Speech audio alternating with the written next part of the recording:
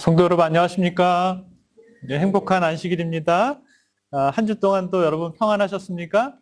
오늘 또 구정을 맞이해서 우리 모든 여집사님들 이렇게 아름다운 한복을 또 입으니까 얼마나 또 좋은지 모르겠습니다.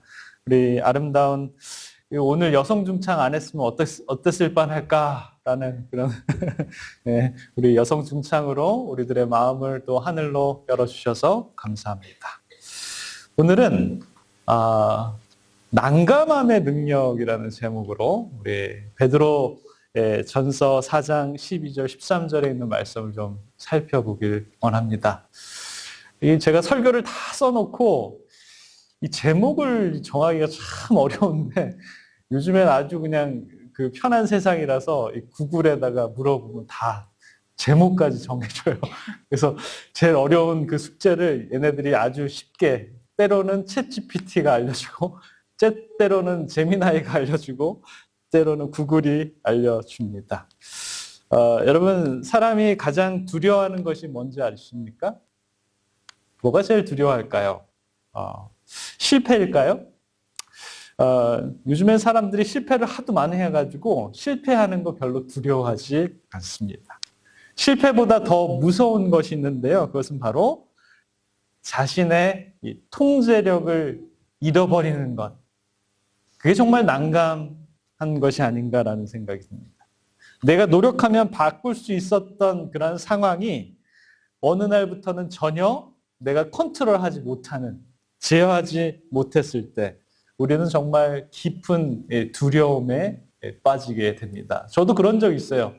어느 날 이렇게 그 고속도로를 미네소타였었던 것 같아요. 고속도로를 막 질주하고 있는데 이 땅바닥이 얼음이라 가지고 갑자기 제가 브레이크를 밟았는데 고속도로에서 핸들이 이게 내 마음대로 안 되는 거야. 그래서 결국에는 이제 그 다행히 중앙선에 가드레일이 있어가지고 거기 부딪혀가지고 앞에가 완전히 다 나갔었는데 다행히 뒤에 차가 안 오고 제가 어떻게 해가지고 그 고속도로를 빠져나갔던 경험이 있습니다. 그때는 정말 제가 어떻게 해야 되나 너무너무 두려웠던 것 같아요. 병원에서 의사가 차트를 내려다보면서 여러분들에게 더 이상 방법이 없습니다 라고 얘기하면 우리들의 심장이 철컥 내려앉을 것 같아요. 어떨 때는 자녀가 눈을 피하고 내 말에 전혀 반응을 하지 않을 때, 아무리 말해도 때로는 기도를 해도 기도가 벽에다가 대고 하는 것처럼 느껴질 때, 정말 오랜 시간 정말 좋은 관계를 유지했는데 돌아올 수 없는 강같이 그 관계가 소원해질 때 우리는 정말 난감합니다. 열심히 기도했는데도 불구하고 내 상황이 아무런 변화가 없을 때 우리는 그럴 때마다 겉으로는 아무렇지 않은 척하고 웃고 지내지만 속마음에는 어떤 느낌이 드냐면 이제는 할 수 없는 것 같다 라는 그런 느낌이 들 때가 있습니다. 여러분 이 말은 이 체념의 말이 아니라 무너지는 마음의 고백이기도 합니다. 이제는 내가 어떻게 할 수 없는 그런 영역이 아닌 것 같아. 이제는 내 손에 이미 떠났어. 나는 아무 힘이 없어. 성경은 바로 이런 상태를 어떻게 얘기를 하냐면 로마서 5장 6절에 보면 우리가 아직 연약할 때라고 이렇게 얘기를 합니다. 연약할 때. 여러분, 저와 여러분들이 연약합니까? 연약합니다. 근데 이 연약하다는 말이 조금 약하다는 뜻이 전혀 아니에요. 조금 부족하다는 뜻도 전혀 아닙니다. 이 말은 완전히 무력하다라는 그러한 뜻입니다. 스스로 빠져나올 수 없는 능력이 전혀 없는 상태. 자기 힘으로는 한 발짝도 더 나아갈 수 없는 상태가 바로 우리가 연약할 때, 정말 난감할 때입니다. 이 헬라어 원어로 보면 이 연약하다라는 이 원어를 보면 무슨 뜻이 있냐면 도와줄 사람이 아무도 없는, 자기 자신도 어찌할 바 모르는 그러한 뜻이다라고 이렇게 얘기합니다. 여러분, 우리는 이러한 상태를 본능적으로 어떻게 우리가 반응을 하냐면 본능적으로 이러한 상황을 그냥 피하고 도망가려고 하는 그러한 습성이 있습니다. 약해 보이기 싫어서, 무너진 모습을 보여주기 싫어서 괜찮은 척, 강한 척, 믿음 좋은 척 하는 것이 저와 여러분들의 겉모습이다라는 것이죠. 그러나 성경은 놀라운 말씀으로 우리에게 말씀합니다. 이 상태를 성경에서는 절망이라고 얘기를 하지 않고요. 오히려 이 상태가 바로 시작이라고 우리들에게 얘기합니다. 하나님은 저와 여러분들이 강할 때가 아니라 우리가 이거는 도저히 우리 스스로 못합니다. 우리가 전혀 할 수 없습니다. 라고 고백할 때 그때부터 누가 일하시는 거예요?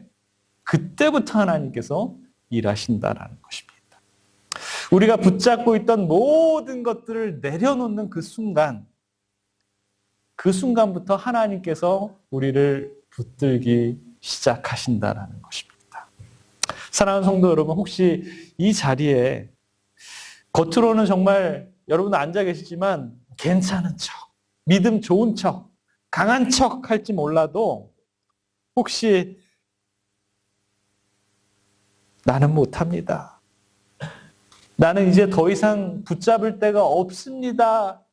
라고 하는 그러한 여러분들의 마음이 있으십니까? 그런 마음이 있으시다면 오늘 그런 분들을 위한 그런 말씀이 아닐까라는 그런 생각을 하게 됩니다. 사랑하는 성도 여러분, 베드로전서 우리가 4장 12절 13절을 읽었는데요. 사랑하는 자들아, 너희를 연단하려고 오는 불시험을 이상한 일 당하는 것 같이 이상히 여기지 말고 라고 이렇게 얘기합니다. 베드로는 먼저 이렇게 부릅니다. 뭐라고 불렀어요? 사랑하는 자들아 라고 이렇게 불렀어요. 정말 사랑한다 라고 이렇게 얘기합니다. 이 말이 참 중요해요. 이 말씀은 이 버림받은 사람에게 주는 말씀이 아니라 하나님의 사랑을 받는 자들에게 주는 말씀이다라는 것입니다. 자, 그러면 저와 여러분 하나님의 사랑받는 자녀 맞습니까? 맞아요? 그 사랑하는 하나님의 사랑받는 자녀들에게는 불시험이 괜찮은 겁니까? 안 좋은 겁니까? 괜찮은 거예요. 왜냐하면 사랑받은 자이기 때문에 뭐가 주어지는 거예요? 불시험이 주어지는 거예요. 그래서 이 베드로 전서에서 사랑하는 자들에게 너희들에게 불시험이 주어질 때 그걸 이상히 여기지 말라라는 것입니다. 불이라는 표현은 단순히 어려움이 아닐 거예요. 여러분, 아직까지 나 한 번도 불시험 온 적 없다. 그런 분들 계십니까? 제가 이번 여름에 하도 잔디에 그냥 저희 집 뒤뜰에 가면 이렇게 보도블록 같은 거를 이렇게 해놨는데 거기 틈새마다 뭐가 올라오냐면 잡초들이 올라. 한 6살짜리 아이가 빠졌어요. 저기 밖에서 이장님이 얘기합니다. 얘야, 빨리 올라와. 거기 무섭잖아. 애가 올라올 수 있어요? 지나가도 옆집 철수 아버지가 밧줄을 내려줍니다. 야, 이거 붙잡고 내려와. 올라와. 꼭 붙잡아. 꼭 붙잡아야 돼. 그러면서 뭐라 그러냐면 정신을 챙겨. 왜 떨어지고 그래?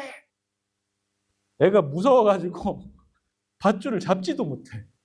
근데 누가 내려가는 거예요? 아버지가 내려가는 거예요. 아버지가 밧줄을 붙잡고 내려가가지고 6살짜리 아이를 딱 껴안으면서 뭐라 그래요? 무서웠지? 아빠 꼭 잡어. 같이 올라가자. 이게 바로 아버지입니다. 우리 아버지는 올라오라고 외치지 않으시고요. 정신 차리라고 하지 않으시고요.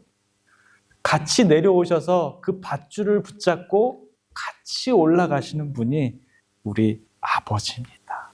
우리가 여전히 죄인이었을 때, 우리가 도망가고 있을 때, 우리가 하나님을 거절할 때 이미 그리스도께서 우리를 위해서 돌아가셨다라는 것입니다. 그래서 하나님께서는 우리에 대한 자기의 사랑을 어디서요? 십자가에서 확증해 주셨다라고 이렇게 얘기합니다.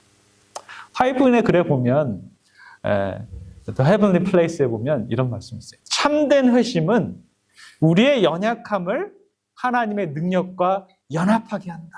라고 이렇게. 자, 저와 여러분들이 연약해요. 죄인이에요. 그러나 우리가 이 죄인인 것을 알고 연약한 걸 알고 나 이제 아무것도 못해 하면서 우리가 내려놓는 심정, 그걸 뭐라 그러냐면 참된 회심이에요. 회개예요.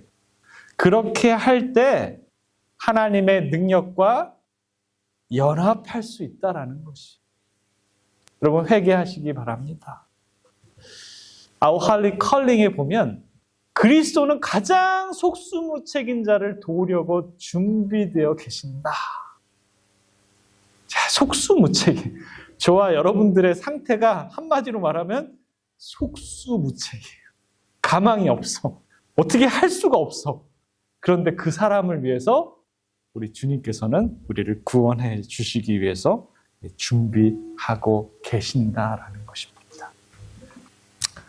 시간이 다 되어서 이거 한 말씀만 해보고 말씀을 마치겠습니다.